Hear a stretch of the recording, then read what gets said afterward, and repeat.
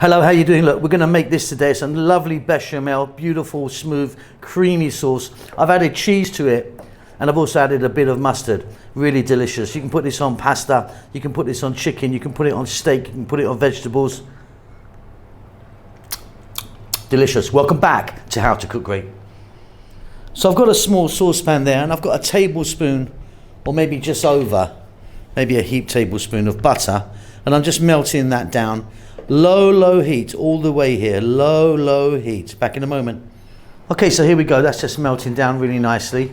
Like I say, a tablespoon and a half maybe. We're going to go for some flour.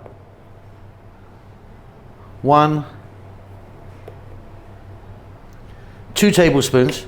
I'm using a plain wheat flour. And we're going to cook this. You need to cook the flour, otherwise it'll taste horrible.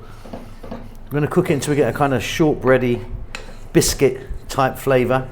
Keep it moving all the time, nice and low. Going to be 4 to 5 minutes maybe. It will change colour, you'll see. So don't rush or skip this part, it's really important.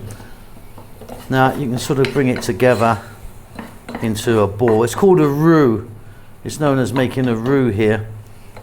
And you can just grab a bit of that now. Like if I just grab a little tiny bit.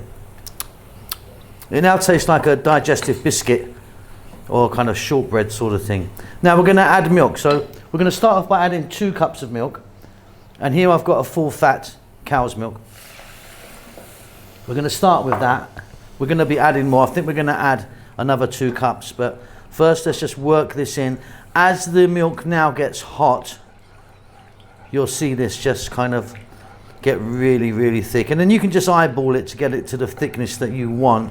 But I generally work on the fact of 1 tablespoon of butter. You can see it going there, see? Look at that. Yeah, 1 tablespoon of butter, 2 tablespoons of flour, and then 4 milk, roughly. Look at that, really gone super thick. So we're now going to add another cup. We're going to work that in again, just work it away. As it gets hot, it will thicken. And if you keep stirring it with a wooden spoon, only use wooden, don't use plastic or metal, you're not going to get lumps in it. All the lumps are going to come out anyway, so don't worry about that. Just keep it moving. And you can see it's a nice consistency, but it's probably going to get a little bit thicker.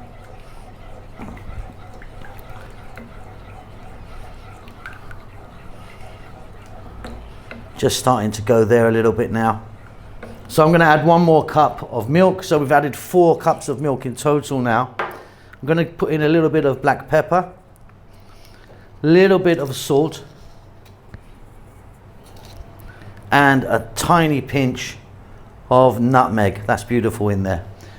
What we're going to do now is we're going to keep mixing this for about another 3 or 4 minutes, and as the heat goes through it, it will thicken. If it gets too thick, add more milk to it, but I think it's going to be perfect. Keep it moving. You can see that. That's beautiful now. Lovely consistency. What I'm going to do is I'm going to add some mustard, like a teaspoon or so, or 2 of mustard in there. I've got a strong English mustard, Coleman's, very famous.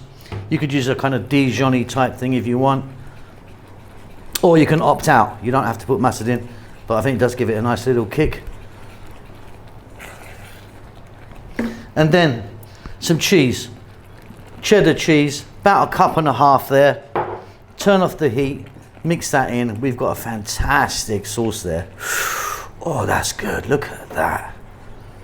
Look at that. Beautiful, beautiful. You've done it. So that's great if you want to put that on some vegetables. That's great if you want to put that on a, on a steak or on some chicken. Delicious, delicious, easy bechamel sauce with a bit of cheese and mustard. Hope you enjoy that. Keep safe, keep well. I'll see you soon. Lots of love. Thank you so much for stopping by and making it to the end of the videos. If you would like to donate to me, there's a thanks button in most countries. You can give me $2 or up to $50. I need to buy a new Ferrari. Come on, help me out.